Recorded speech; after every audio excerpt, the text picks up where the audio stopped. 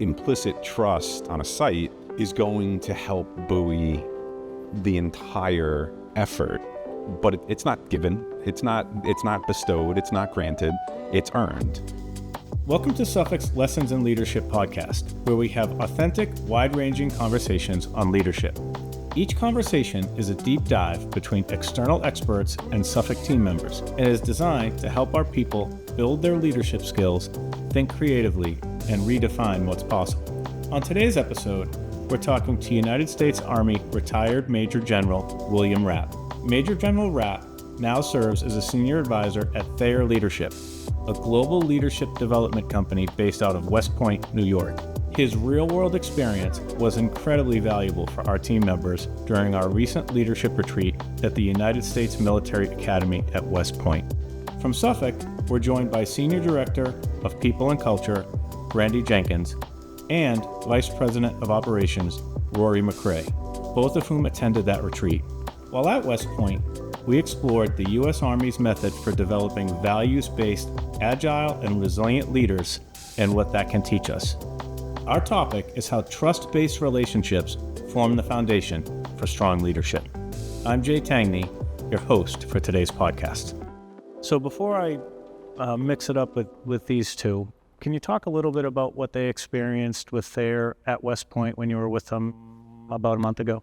Fantastic. We had a great program at West Point, and Coach Monken gave a wonderful, he was the Army football coach, as you know, and very successful, second only in wins to the famous Red Earl Blake of the 1930s, 40s, and 50s time frame at West Point. He talked about, being part of a team and the responsibility to give a darn, do your very best, do the right thing, care for the people around you. That was fabulous. So we then spent the next day learning about West Point, talking about trust and about culture. Then the next day we had learning the tool sets of how do you empower people. And then you all did urban orienteering, and you set the all-time record for points that I don't think is ever going to get touched. So Suffolk Construction has got like the all-time point list in this experiential. And then we ended up talking about enterprise leadership, thinking about what is the most important, the team that you lead or the team that you're on. And the conclusion was it's the team that you're on, because if you're not aligned with the team that you're on, it's really hard to be effective leading the team that you lead. And so that's how we ended up. I thought it was just a wonderful time. You all are so engaged and willing to chat, and I just had a lot of fun. I had a great time, and the one night I was there, and I enjoyed Coach Monken's speech, and I really loved all the Beat Navy stuff in that speech, even though I think the outcome of last year's Army-Navy game.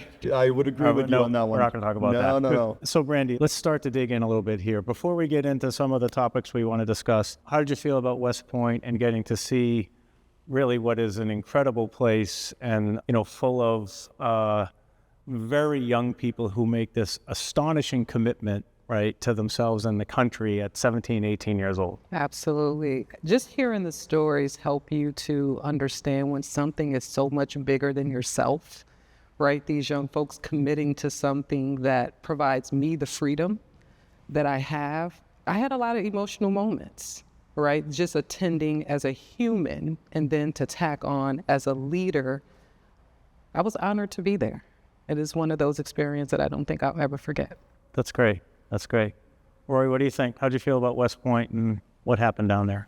I think that the two biggest things that stood out were the investment of all of us being there and being able to look around. This was the third session, April, May, June, where everything kind of came together. It was the capstone for this program. And I think looking around at this group of people, it wasn't a group of people I wanted to walk away from and just have that kind of stand on its own. I really wanted this to be a group of people that we continue to thrive, grow, and work towards the enterprise mission, that, as Bill mentioned. For me personally, being there, the historical sort of gravity of that location, we went out and looked along the river and, battles with the English way back when, there's so much that's happened. And I grew up only about a half an hour away from West Point, but to really kind of be steeped in that sort of tradition and that history, I think was really something impactful to kind of ground us into what we were all doing together.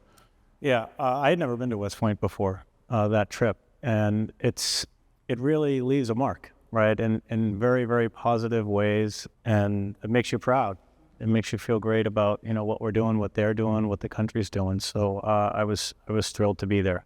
So let's dig in a little bit here. One thing that we talked about that you led the discussion on, sir, was trust. And we talk about trust in organizations a lot, right? It's kind of like one of these go-to themes that people think about when they think about organizational leadership. One of the things that I learned in my time listening to you talk, sir, was sort of this more granular approach to trust and how you approach it in the Army, and how it applies to organizations like Suffolk. Do you want to speak to that a little bit? Yeah, absolutely. Trust is foundational. And as I'll say later, hopefully it's not enough for a well-performing organization, but it absolutely is critical. But I don't look at trust as being simply a great interpersonal relationships with another person. I think that that's important. A guy named David Meisters wrote a formula, and he says there's really 4 components.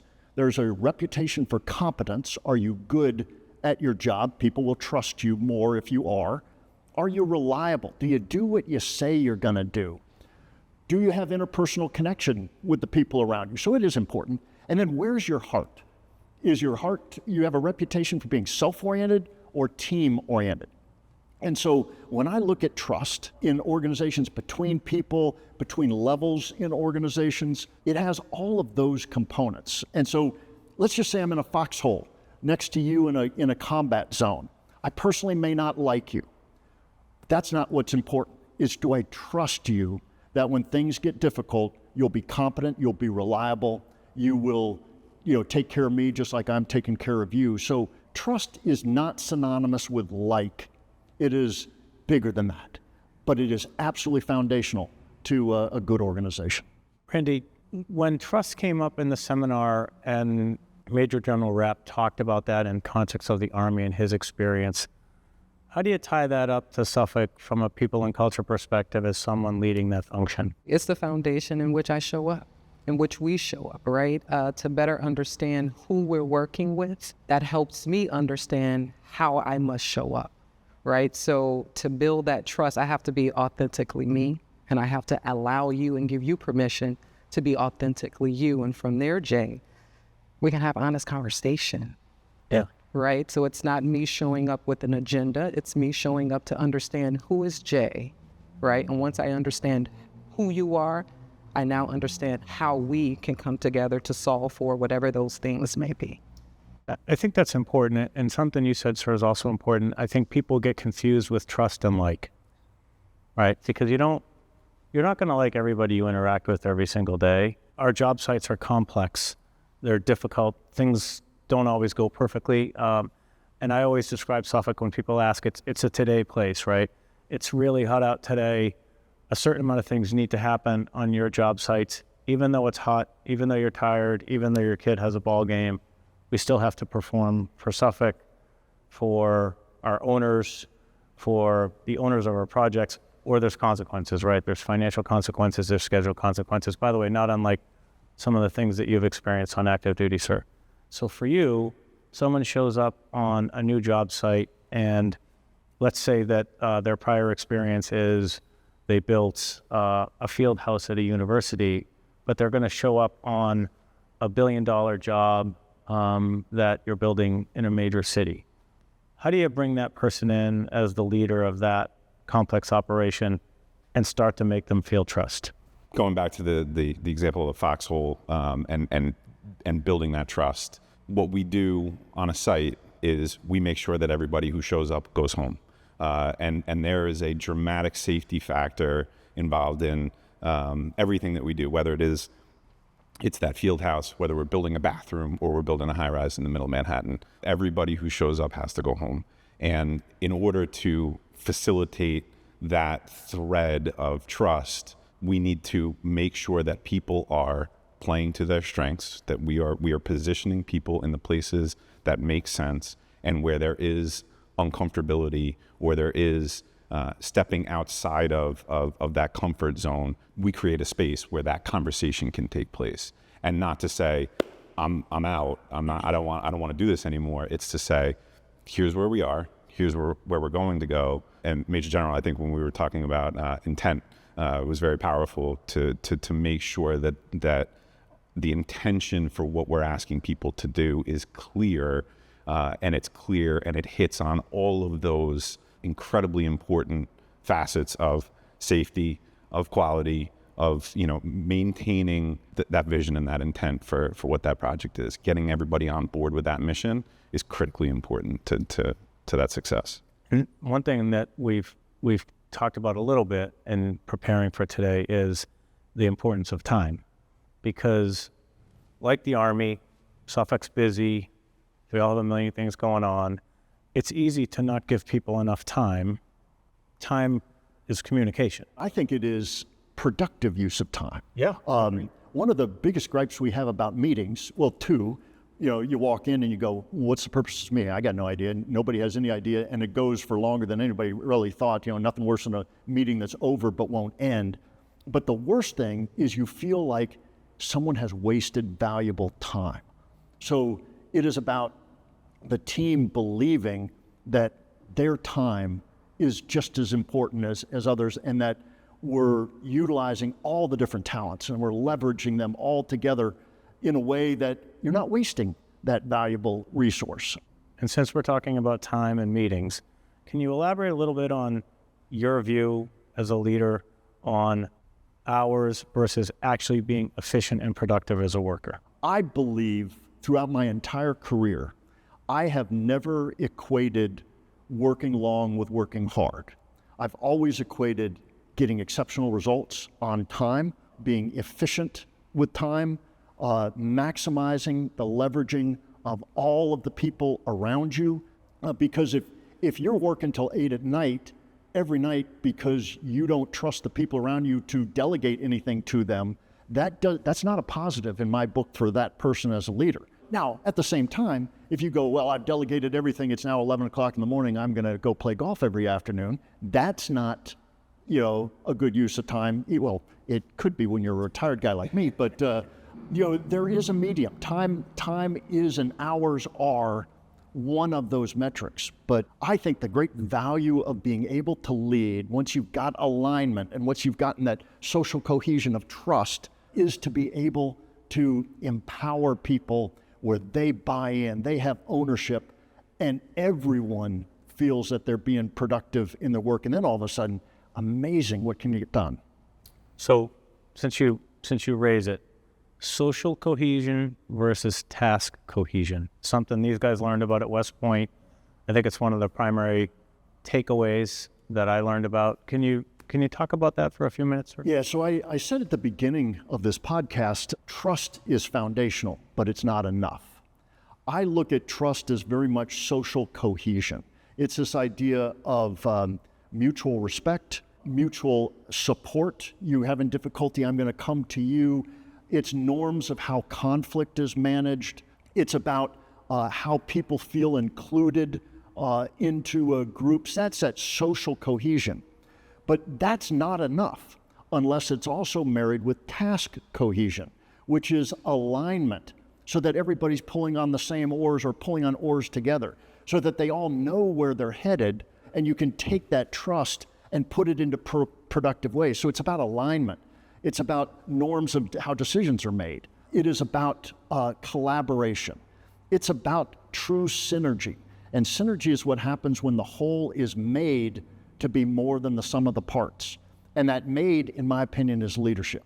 So having task cohesion is not enough without social cohesion. Having social cohesion is not enough without having that task alignment and true collaboration that's heading toward the same goals. And I assume that's even more true when the task is incredibly complex, as it is when you're under combat conditions or when you're building a skyscraper. There's process. We work in a business that has a very established way of doing things. it's critical that we get that right, because you see what happens later on when you don't trust the process and you don't follow getting something signed off or getting something approved by the architect, or any of the sort of myriad points along that process. And I think when it's happening, it's like a symphony. It's I'm thinking about music. If you're out enjoying some music, when the group of players are hitting their stride, because everybody can kind of feel it. So when you know that you're not there, the responsibility is to take that step back and to think about that tweak and that adjustment, because you might need the woodwinds to come in a little bit more, the percussion to come in a little bit less, and really make sure that that the field team has what they need, that the PMs that are making stuff go, that everybody has what they need, and make those tweaks and adjustments as necessary. If you're paying attention to it, it should come naturally, and you should be able to see it. If I could just add, in this very complex world, there's no plan that is going to survive perfectly all the way through. So it's, have you empowered decision making at the right level to where if there's an obstacle in front of them, they know that they can go pick the rock up and move it off to the side of the road. They don't have to call back up saying there's a rock in the middle of the road. What do I do? Well, get out of the car and go pick up the rock and move it off to the side of the road.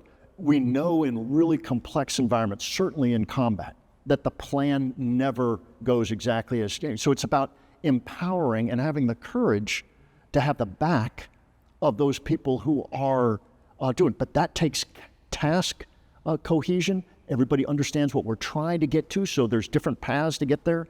And it takes social cohesion. I'm trusting them to move forward. And vice versa, because if you don't have that kind of cohesion, someone's afraid to move the rock. Yeah, because what happened to Bob last time he moved a rock? Who's Bob? Yeah, he got fired. That is one of these challenges that you have. Do you have the courage to underwrite the empowerment that you're granting to your team? What happens when it goes wrong? What happens when you have one but not the other? And how do you see it, and how do you fix it? It's really easy to see an organization that has incredibly high social cohesion but no task cohesion. It's a company or an organization that operates on the nice principle. Everybody's really nice, they're really friendly, and they never make their quarterly numbers. But they're really friendly, and their customer service is probably really good because they're just very nice people. It's also possible to see where there is task cohesion without social cohesion, and now you have a whole bunch of type A's that will never share anything with anybody else. Offices don't talk. Everybody knows where they're going, but they want to get there first, and there's no desire to share anything with anyone else. I think both organizations are dysfunctional, which is why I believe you can't just solely focus on trust issues, social cohesion, or alignment issues, because without the two, you'll never get the empowerment that is necessary to have mutual accountability and people who are willing to take that hard step. Take that risk and trust it. Exactly. So Brandy, how do you translate this into your world at Suffolk and spread that message of cohesion overall to the team? It's breaking down the silos, having us understand that it's one company, one voice, one mission, and buying into that. One of the things I did when I first came to the Boston office was directors in every department, we need to talk because we are delivering a service to our operational partners, so we need to be in alignment. So if Rory is not in the room, but Rory and I were in a meeting previously, I can speak on Rory's behalf. Yeah, right. Absolutely. So it's the silos, it's that centralized approach to a decentralized business, right? Because we have different departments, we have different regions, so on and so forth. However, we have one mission, right? That's AC 28, BT 32. So how do we stay aligned on that vision and not just operate only in people and culture, only in legal, only in operations? Brandy brings up a hugely important point about horizontal alignment, making sure that that horizontally you're on the same sheet of music? Are we all in alignment all the way down to that newest assistant supervisor on a project site? But it takes both horizontal and vertical alignment, because it's the only way you break through the silos that you were talking about. Well, so good segue, I think, because breaking through those silos and those compartments requires a lot of different things. One of those things is something that you all spoke about when you were at West Point in terms of courageous leadership and honest leadership. Sir, could you elaborate on that, please? Well, I'd love to hear from these folks, because in my opinion, to have hard conversations takes courage, but it also takes a sense of, I look at a hard conversation, you're only going to have a hard conversation with an employee that you care about. Because if you don't really care about them and you're ready to get them out and their PIP is gone, it's like, I'm not going to waste the capital to have this hard conversation. I'm having this conversation because I care about you and I want you back in. That takes courage. Absolutely. And this is, in your line of the company, it shouldn't be you and your people that have those conversations. It's how do you permeate having those kind of courageous conversations all the way around. Something I've been introducing to leadership is, let's kind of change the word hard and difficult to just honest. Because psychologically, when we think something's hard or difficult, we want to avoid it. So I'm just like, tell me the truth. Tell me the truth about how I'm showing up. Tell me the truth about what I'm delivering. And that very well may make it a little bit easier for me to deliver that information to you. Right? Because the minute I feel something's difficult, I'm going to avoid it. I'm going to vacillate in my head about it. And the more time that passes, the less relevant this conversation is going to be. So because I care about you, Jay, Rory, I'm going to tell you the truth right now before it even gets worse. Yeah, that's a great sort of mental approach to handling those kinds of tough conversations. How do you do that in operations, Rory, and do it with integrity so that people know where they stand? Being honest. And really understanding who it is that you're speaking to, taking the time, taking the time to get to know those folks on our team, not just, what kind of dog they have or, what they did for the weekend, but really understand kind of what makes them tick as humans. And I think, part of our job is assembling the facts, making sense out of the facts. Hearsay and conjecture is not gonna help us. So let's understand what we're actually up against. Let's process that. Let's understand what that looks like. Let's share that with others. Hey, these are a few things that I found out. Is this consistent with what you know, right? That there's a not a subjective sort of dialogue, that it's purely intentional and based on the authenticity of the moment, and it's backed up by facts. It makes me think of coaching too, because when you're dealing with your kids and they come home and they say, the coach was really hard on me today, or the coach yelled at me today, my reaction is usually something along the lines of, you should be more worried when the coach stops talking to you, right? You saw that in your basketball career. We see it with our kids. I think it's similar here, because, sir, for example, you shared a story when we were at West Point about some of these types of hard, courageous conversations you've had to have with relatively senior people in extreme conditions. Can you share that story and talk about your approach to that? Yeah, so one of my colleagues talked about the three-legged stool of hard conversations. It's respect for the other person, respect for yourself, and respect for the organization. And that's what can lead you, because if you fail to have the hard conversation, one of those legs, at least one's getting kicked out. I commanded a brigade, 3,500 soldiers in Iraq in 2005, 2006, when Iraq was going bad. And we were in charge of the counter-IED fight north of Baghdad. And I had one of my subordinate, couple layers down from me, a company, 140 soldiers, commanded by a young captain, and the company was not doing well. And they were in the counter-IED fight, so it's just lives on the line. The battalion commander wanted this young captain fired, wanted a replacement, which is absolutely one of the toughest things you can do is fire somebody in combat, because they'll never be able to overcome that. It's a death sentence to a career. I did my due diligence, did an investigation, it came in that, yes, I need to take this action. I had to sit down with the young man. It did not go well, and he was absolutely did not see it at all. And regardless of what I said, he just did not see that he was the challenge here.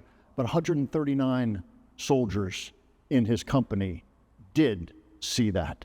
And after I'd made that move, he was absolutely devastated and in disbelief and probably thought I was the devil. But 139 other soldiers had like this big weight lifted off their shoulder to where they're doing something incredibly dangerous on a daily basis. And now they have confidence again in the leadership above that I was willing to have that very, very difficult conversation. They are not easy. And that's an extreme. What I would say is you're going to usually have that hard conversation with someone you care about. And what you're really saying is, I want you back on the team. We need to find out what's going on. Is it a personal life? Is it something? Is it you don't have the capabilities? There's no training I have to do? What is it? Because you have so much potential. I need it back every day. That is genuine caring. In my opinion, that is kind and not nice. Because the conversation may not be nice, but it is most definitely kind. Absolutely. Kind is clear. That's when you reset Well, you the talk expectation. about honest feedback, right? That's exactly what it is. As opposed to go back to what you said, Brandy, about how like you think it's going to be a hard conversation. I always use that expression. It's like in my too hard pile today. Like I don't want to deal with this today. So, and then like you stack up a couple of days where you don't want to deal with stuff, and then it's not improving, right? And then I think sometimes it might not happen at all. And then you come to, like in our case, end of year, where it's like, I really should have talked to this person before now, and their expectations are off. I haven't been honest with them about, how I feel about their performance. And none of that's in the best interest of the enterprise, because I say this all the time, just in my job, we have to act in the best interest of the enterprise all the time. That's what you did in your story from, combat north of Baghdad, but in a much simpler, less dramatic, less dangerous, context, we need to do that every day here and keep stuff out of that too hard pile. Correct. Because just imagine if that hard pile is heavy for you, just imagine just how heavy that lift is for that person, right? So it's twofold, right? You're making most of the time people know. Like your story is a little different because absolutely that But captain the probably didn't know, 130 but the rest knew. The rest knew there was a problem, and I was really sending a signal to the other ones. And I would say if you have an underperformer, you're not the only one that knows that person's an underperformer. And everyone's watching to see, what are you going to do about this? And that takes courage. And if it goes into the too hard to do box, they just lose faith in the leadership above them that number one, they can see bad performance, and number two, they have the courage to do something about the bad performance. Both of them are negatives. And sometimes it comes down to not having the words, right? As that leader, or as that person who is responsible for others' performance in a way that you can support and help.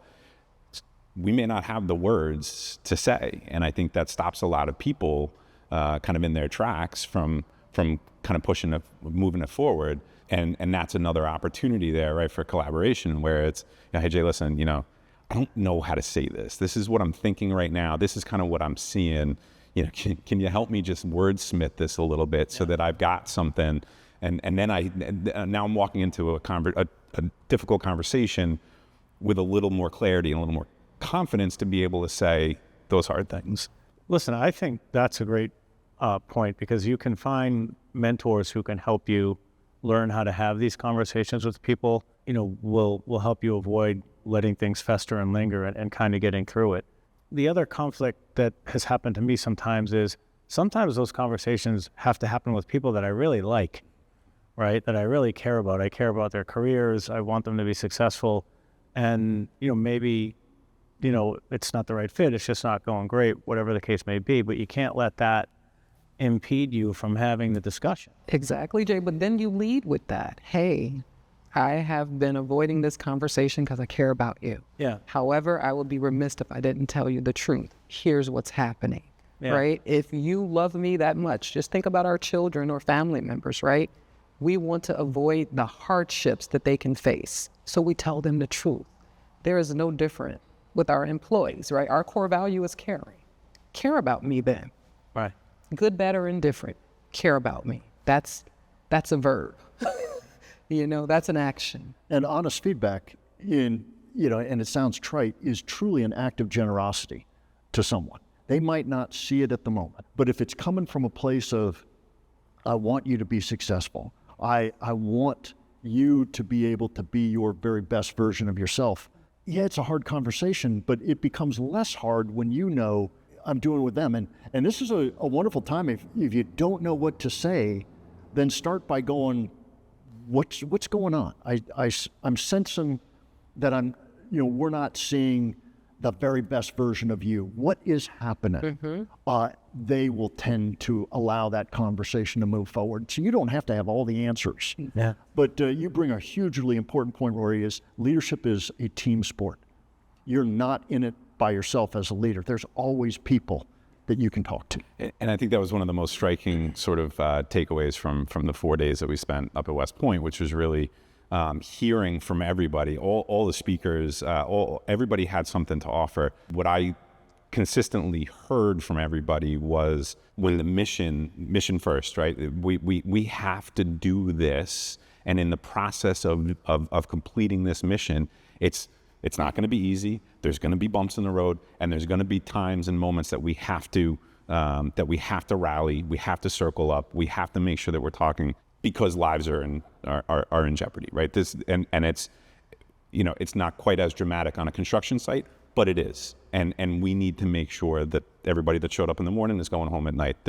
There is that level of scrutiny and that level of being able to come together in those times to move the mission forward as safely as possible. And if you remember when you were just about to go do the mission out in Highland Falls that you guys absolutely crushed, the colonel who was running it said that I want you to read the warrior ethos. And the warrior ethos had those 4 lines. I will always place the mission first. I will never quit. I'll never accept defeat, and I'm never going to leave a fallen comrade. Place the mission first. We're going to get this done. Never quit means when things get really hard, I've got reserves. I mean, you had to have had some basketball practices where you're like, there is no way I can do one more wind sprint, and yet you suck it up because you're not going to quit. The third one, I'll never accept defeat, is psychological. There's never going to be an obstacle that you cannot find a solution. You might not be able to, but the team might be able to. And then everybody knows there is no one who gets left behind. If you're having a down day, we're going to pick you up. And I think that is those 4 things allow us to reconcile, care for people and accomplish missions, even in a combat zone. And just to tie that up as it relates to Suffolk, it's care for people, care for mission, and care for the place. Because you talked about that, right? I mean, because when you are caring for an individual on your team, you're trying to do right by that individual. But in the background, we all care about this place. So to your point, you go in and have a hard conversation with somebody and you don't know what to say. It's like, listen, I've been dreading this. I want to talk to you about it. Something's off. We both care deeply about Suffolk and Suffolk's mission, or the Army and the Army's mission. Let's get it out in the open and see if we can figure it out, because, I want to be honest with you and give you honest feedback. It's hard to do that. And it's amazing what happens when you create that space and what comes from that. If you never create that space, you never have that conversation, you never have that opportunity, and you miss it. And it's so critical to getting it on the table, working it through, and making sure that voice feels heard, and whether they're ultimately right or wrong, that we're there and we're talking about it, we're moving it forward. Sir, one of the things, which was a new phrase for me when I was out at West Point, is play where your feet are. What does that mean, and how does it help us at Suffolk Construction? So it's a wonderful phrase, and it comes from the New Zealand rugby team, the All Blacks, and the 15 rules of being a member of the storied All Blacks rugby team. The first rule is everyone sweeps the shed. No one's too important not to have their turn with the mop and clean up the shed. It's about humility. Number 2 is play where your feet are. If you are on a job site your mind had better 100% be on that job site. If you're at home with your kids, you got to find a way to play where your feet are. A third one, I'll just bring it up because, Rory, you brought it, is they say leave the jersey in a better place. You earn the right to wear number 15 on the New Zealand All Blacks. Someone's going to come after you and play with that same jersey number. Leave it in a better place. And it is about, the responsibility to the organization. So play where your feet are is about focus and presence. Everyone sweeps the sheds. It's about humility and about always trying to learn. And then leave the jersey in a better place is about the legacy and the responsibility. We're part of this, but Suffolk's going to exist after I've left. What is its reputation going to be? I'm going to leave it in a better place. We recently had someone retire from Suffolk Construction. His name is Steve Tafone, and he went around and was saying his goodbyes. Just a wonderful human, been with Suffolk forever. And his phrase upon departure was, someday you're just going to be a memory for someone. Try to make it a good one. And I think that's thoughtful and prophetic and resonates a little bit with your jersey rule, which I really, really like. Let's talk about play where your feet are in a high-risk environment on a job site. How do you translate that to the troops that are, not just Suffolk people, because we're talking about subcontractors too. They're the ones who also have to come and leave safely every day. I think it starts with the leaders on the site. It starts with the folks who are mentoring and who know right from wrong and are continuing to teach that to the group. In my career, I've been blessed with mentors who peppered me with questions that I couldn't answer, and I had to go to the drawings and say, and the point wasn't to make me look like I didn't know what I was doing. The point was to make me go look at the drawings, to make me understand those questions, and be in a place later on in my career where I ask those questions, because construction can really be such a collaborative environment when we allow it to. We have to allow it. You can take those people with you. You can take those resources, whether they're just showing up for the first day and they came from another site with another culture, with another mission, coming to this site. This is what this means here for this group of people. It means our uniforms are clean. That means our scrim's nice and tight. That means when we see something, we say something. We say, hey guys, maybe hold on a second before we keep going with that. Why don't we just take a step back, make sure we're doing the right thing, because right over there is a 10-foot fall or 60-foot fall, right? So I think so much of it comes from walking the talk, and showing others what that looks like, demonstrating it, and getting them to come on board with it. I've run construction sites also as an engineer in the Army. Your safety problems, when somebody gets hurt, it almost invariably is somebody took their eye off the ball. Someone did something on retrospect that looks pretty stupid, but it was really inattention. And so there's a really granular level on a construction site about play where your feet are, is be in the moment, because what you're doing can be very, very dangerous. But on a more general basis, it's about where are you putting your time, and is it being placed, you're in a meeting and you're talking about HR, but your mind is really about this upcoming weekend, and if I got the hotel all lined up and all that other kind of stuff. You're not playing where your feet are. And you can almost always, when somebody goes, hey, Brandy, what do you think about that? Could you please repeat the question? Which means I wasn't listening, my mind was elsewhere. Not that you would ever do that. I saw it a lot in the Pentagon and other places, because everybody's just so busy. You're in this meeting, and the senior or the principal asks a question, and this 3-star whomever's would say, yes, sir, that's a really good point. I.e., I got no clue what you just said and asked, and I'm just going to mumble something and go, play where your feet are, buddy. But sir, that's such an important point to pick up on, kind of Rory's perspective from operations. I mean, if you don't play where your feet are on a complex job site, then the consequences can be extremely severe. And we've seen, I think, in Suffolk, there are certain times of the year, a safety message just came out last week, because we're going in sort of the height of summer, where people get distracted and people are thinking about 4th of July or whatever weekend it is or whatever their game they're going to. And, the consequences of that can be life-altering in a lot of different ways. So it's something we really have to be careful about. Yeah. It's the intentionality of all of it. Yeah. Right? Yeah. I do not believe in wasting time. And if I'm in front of you, I want to make sure that we are connecting on whatever that thing is that we need to connect. Yeah. So it's setting the intention. That's a great point. Brandy, the leadership component in people and culture is so central to what you're doing every day. And I know there were a lot of critical takeaways coming out of West Point from what the instructors shared about their military experience. Can you talk about a time when you felt trust wasn't there with a teammate and how you identified it and then maybe what you did about it? When trust is broken, you just see disengagement. Right? I'm not talking, that person isn't talking, and there's just this big elephant in the room that we're all just walking around.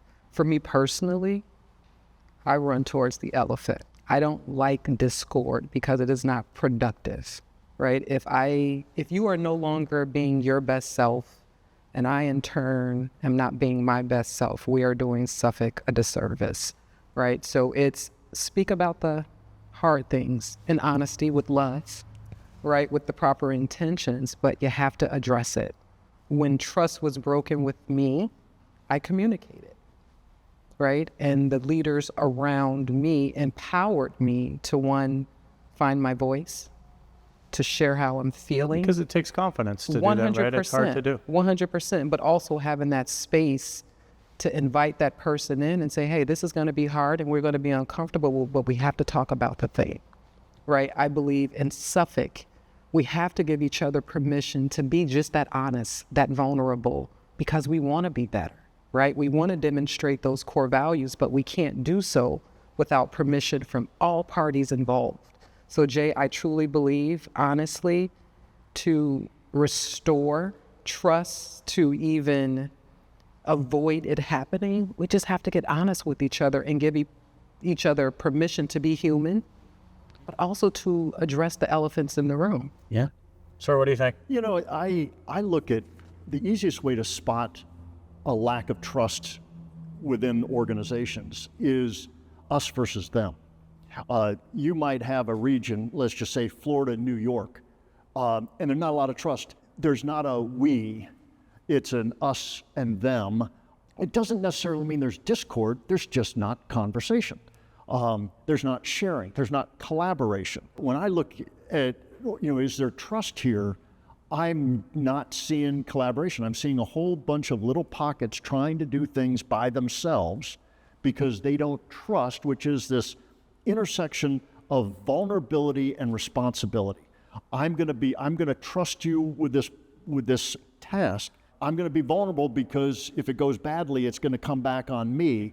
But you owe the responsibility of owning it and doing it to the best of your ability. And when you don't see organizations having that kind of collaboration, it may not be open discord. There might not be anger issues or anything like that. It may just be they aren't talking and they're all trying to do it themselves. And you lose the ability of synergies. A great lesson out of one region doesn't get transferred over. And I think one of the biggest reasons for this task cohesion, the playbook, is it's one sheet of music that everybody can kind of get in. It helps with that cohesion. But this trust, I'm not willing to be vulnerable to you, and because I don't feel you're going to be responsible back to me, and it just doesn't happen. And so it's not always anger. Often it's silence.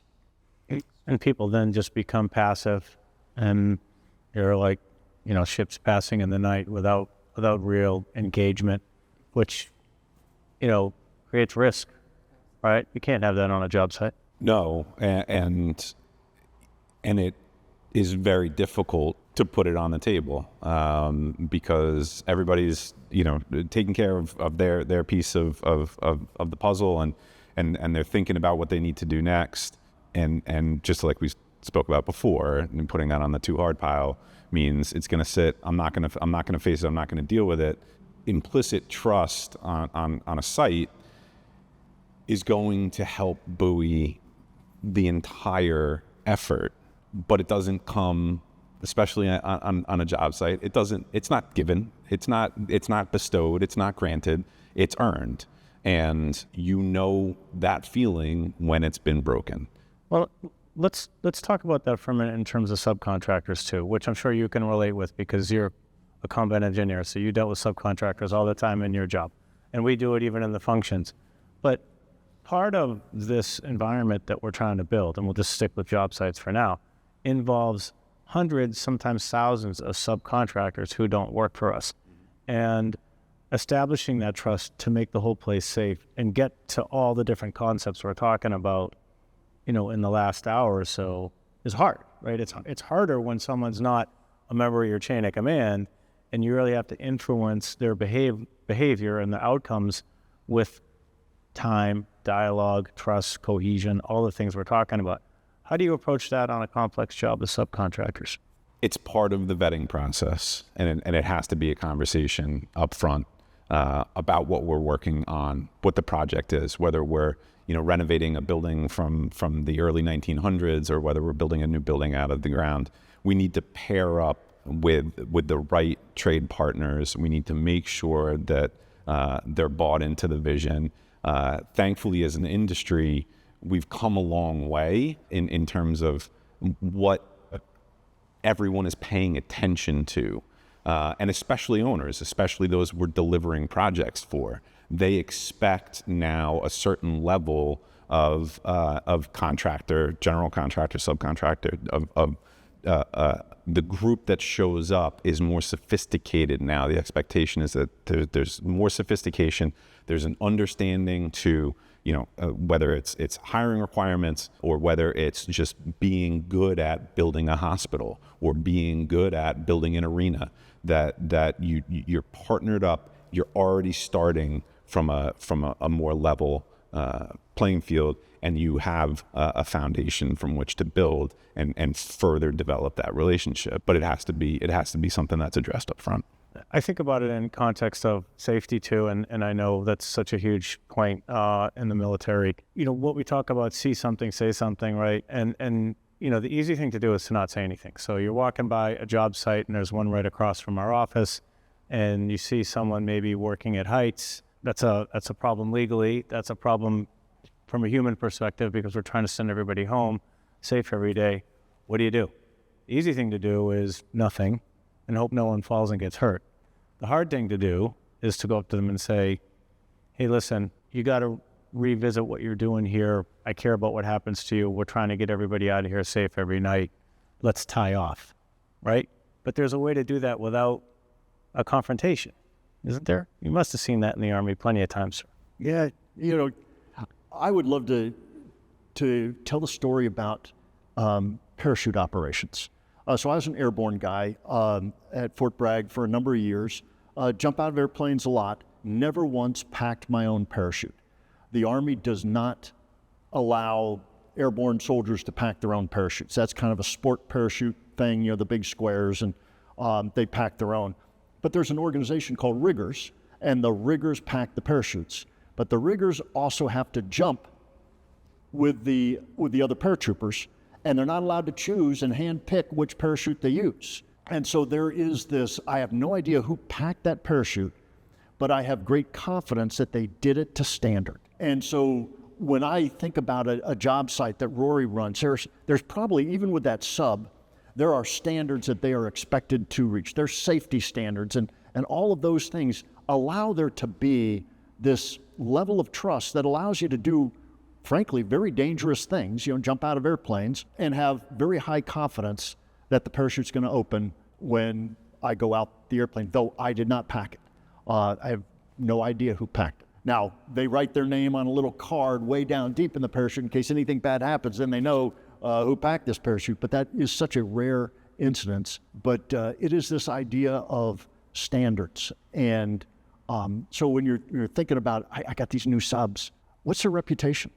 I mean, the new engineering building, Suffolk got that because of reputation. Your subs get their piece because of reputation.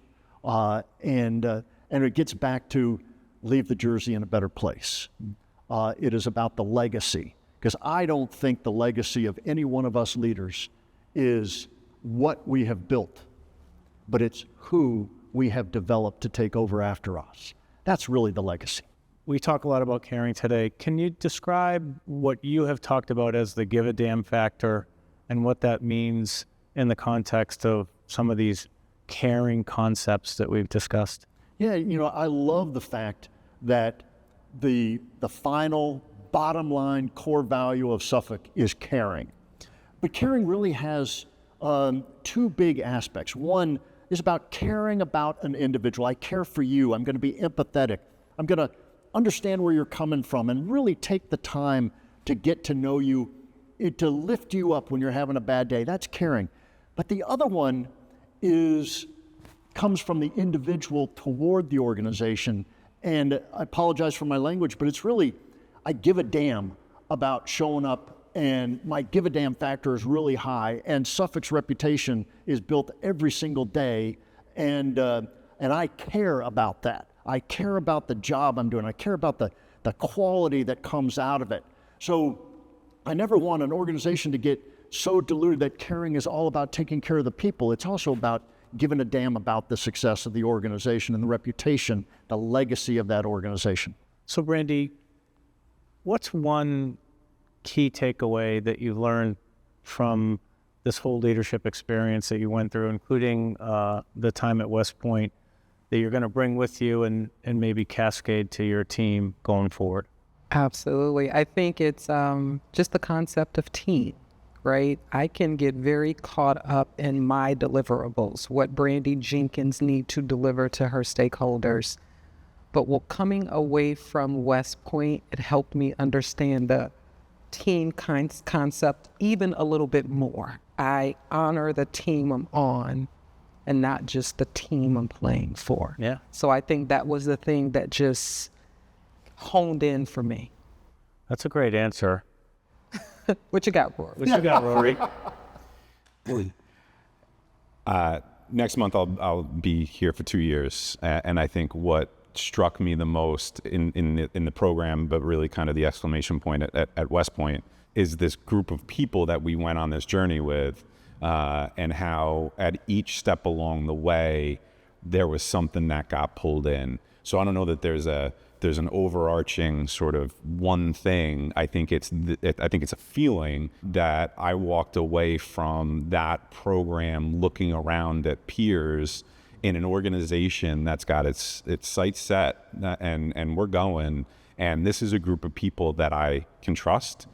This is a group of people that cares and gives a damn. And this is a group of people that I'm really excited about working with in the future, and really looking forward to hearing what they have to say and what ideas are going to come out and what they foster in the work that they're doing from day to day with the folks that they're working with. That's another great answer. You guys are 2 for 2. All right. Well, Go team. if I could add, the Lakota, the Sioux tribe, will say that the fingers on a hand individually are weak and easily broken, but put together they form a mighty fist.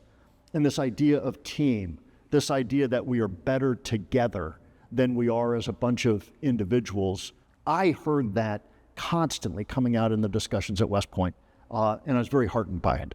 Well, very thankful to have had this time with all of you. Had a great, wide-ranging conversation. Hopefully continuing the tradition of good podcasts. Sir, an honor to be here with you. Thank you for your expertise and the time you took to be with us today. And thank you to Thayer for spending all that time with us at West Point. You've been listening to Suffolk's Lessons in Leadership. If you haven't yet, please go to Apple Podcasts and subscribe, rate, and review this podcast. Join us next time for another leadership conversation. Thanks so much for listening.